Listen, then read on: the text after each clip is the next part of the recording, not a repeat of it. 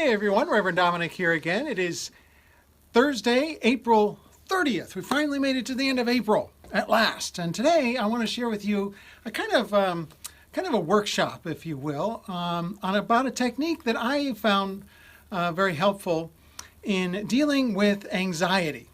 I consider this a kind of adult ed class, if you want.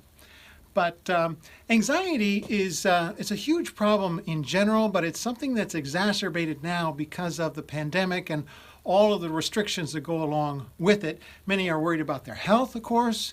They're worried about their jobs, worried about housing and food, worried about relationships. There's a lot of worry, a lot of stress, a lot of anxiety right now. And from a faith perspective, one of the most important ways of combating anxiety is prayer, of course. And one of the things that I use in my prayers is something that we don't talk a lot about in our tradition, but it is Protestant prayer beads.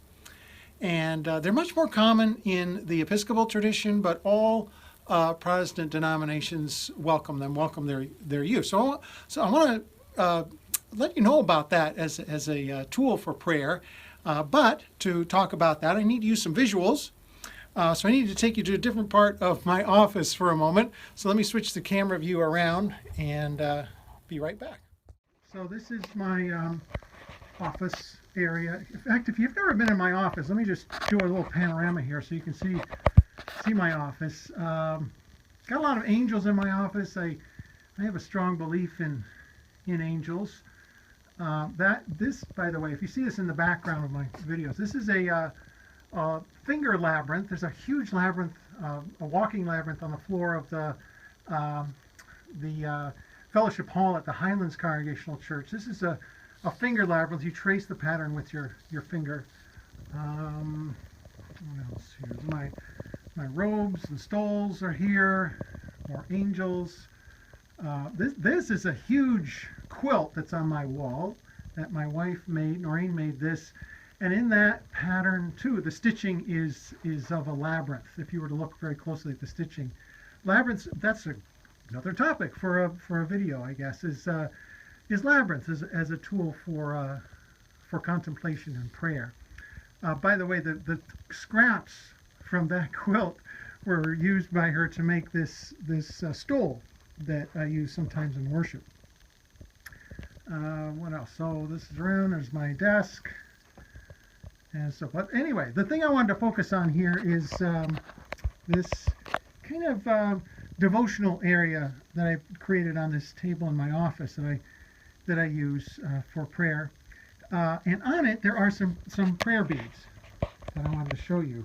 Prayer beads, by the way, are very old, very ancient. They're pre-Christian in their use. They started with the Hindu tradition, used prayer beads, still use prayer beads today, followed by Buddhists. They're Buddhist prayer beads. But when it comes to the Christian tradition, probably what would be most familiar to you is a rosary. And I have a rosary here. I don't pray the rosary, but I keep it here as just because it's part of our pre-Reformation heritage. But a rosary it's a way of organizing prayers. It's a series of Hail Marys and Our Fathers and Glory Bees as you make your way around the pattern. This is an Eastern Orthodox prayer rope. It's made out of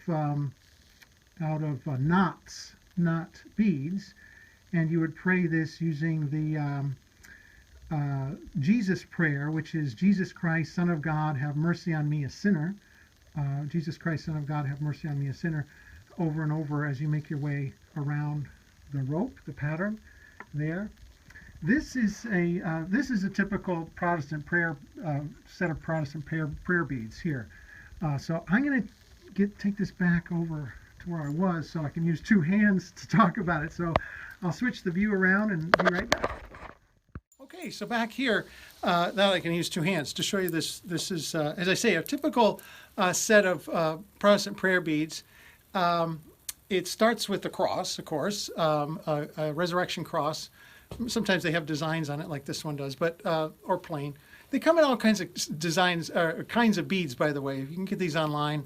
If you have a favorite color or kind of bead or whatever, you can also make them yourself. There are kits for doing that. But it starts with a cross. These are called invitatory beads that kind of invite you into a time of prayer to center yourself. And then you enter into this pattern, this circular pattern. There are 4 sets of 7 beads. So 4 sets of 7 beads that each set ends with what's called a cruciform bead. Cruciform meaning it forms a cross as part of the pattern. There we go. I'm turning it to myself. There you go. It forms a cross. So the pattern of 7, 7's a really important number in the Bible. There's, of course, 7 seasons of the church year. There's also 7 days of the week, too. So sometimes these are called weeks beads as you make your way around. But there's different ways of praying this pattern, not least because we're in the Protestant tradition. You can make up your own pattern. Certainly that's what I do when I use this as a prayer tool. You can make up your own prayers, your own system of using this. But one thing that some folks use that's helpful, and I've used this too, is using acts as a way of praying. I don't know if you've heard of that before, but I have a visual for that too. I'm not this technical whiz that Beth is in the office who puts together the Sunday services. So I got a piece of paper because I'm much more comfortable with the pen and paper. So acts is a way of praying. Okay, so it's ACT stands for adoration, confession, thanksgiving, and supplication. So, in other words, with the first set of 7 beads, you would pray prayers of adoration, the second set, prayers of confession, the third set, prayers of thanksgiving, and then the last set, prayers of supplication. Supplication meaning prayers of need or intercession or things that you would ask of God. So acts is a way of praying this pattern that's very centering. It leads you through a kind of a journey of prayer from adoration to supplication. It's a great way to use Protestant prayer beads. So there's a lot of different ways to use this tool. As I say, you can get them online. I commend them to you as a great way of centering yourself, as a great way of helping to deal with and work with anxiety in your life. So that's really all for now. I just wanted to alert you to this. I've used it myself for a long time and never really got a chance to share it with folks, so I thought it'd be a great opportunity to do that. Just a good tool for our devotional life, our prayer life, our contemplative life, as particularly during this time. I think it's a good thing to have on hand and to explore if you haven't already. Protestant prayer beads. So that's all for now, and until next time, I do wish you all the best.